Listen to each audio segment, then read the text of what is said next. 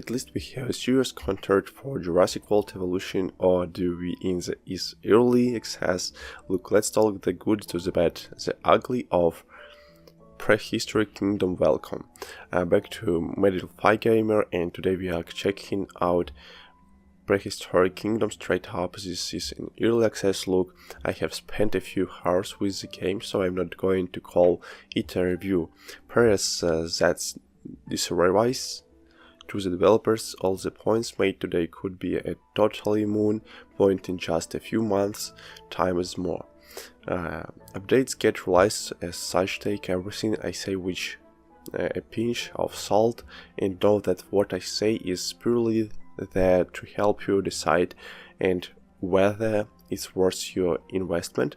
So let's answer that point, shall we? Is Prehistoric Kingdom worth your money right now? In this moment in time now, that's a tough and one for me to answer, because I don't like to put other people's work down. It's better than what I could do, that's for sure, but personally I would say no.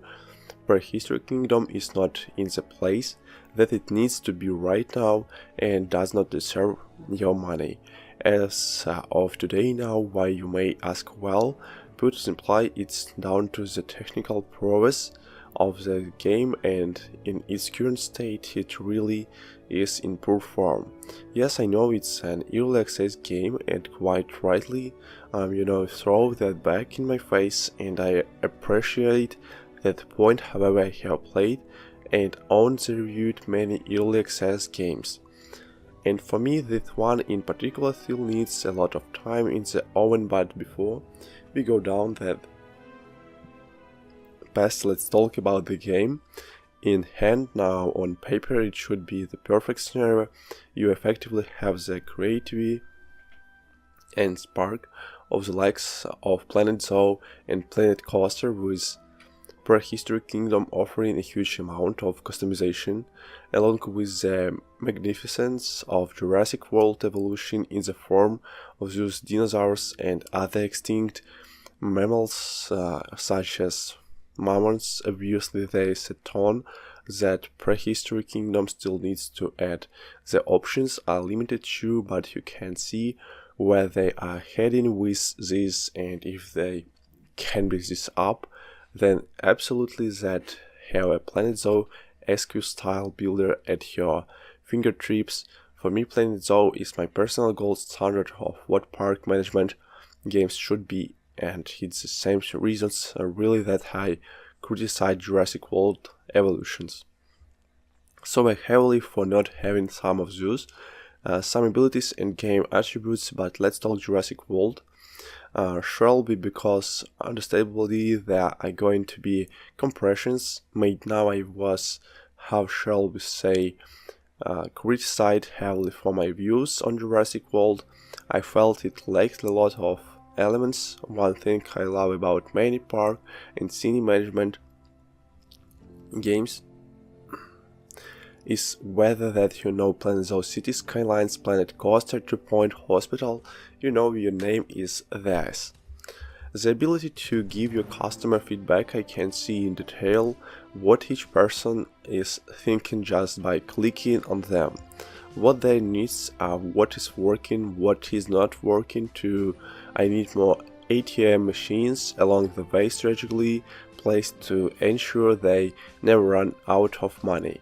And how am I handling security? Who are those customers causing my issue? No, I cannot critique Jurassic World in that way and not apply it to Prehistoric Kingdom, and so sadly I have to report it very much. The theme in its current form, that in the issue, if the customers feel static, they can be clicked on, that they don't really engage with your park. They are not really going anything other than wandering around doing so. It's early days in my playthrough, so no matter how terrible I tried the animals, the crowds do nothing. It's a shame, but that just could be something that I have yet to discover in my playthrough. However, on initial impressions, I have to say I am left disappointed, but let's come on to my real issue, shall we, and the optimization. Now, early access games, of course, have the green lines. You are given these warnings when buying the game. And even upon loading the game, it reminds you again to be conscious that these things are raw around the edges. So with that in my mind, this is not really a criticism, but I'm telling you just how it is. I'm running this on a 1318, 32 gig of RAM, and i9 to have it 900K, and SSD for all intents and purposes. My system is probably what you would consider high. And yet the game crawls along code at 13 FPS at max settings. More worryingly, however, is that if I put the game down to medium or even low settings, it may top out, if I am lucky, at 45 frames a second.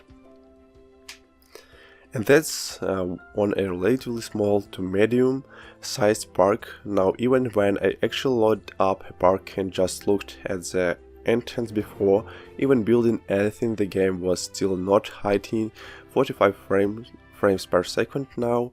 Yeah, I get it, I'm playing on a 4K screen, but nonetheless, it tells me that this is an optimized mess. And for those of you on even last year's hardware, which by the way is still very good hardware,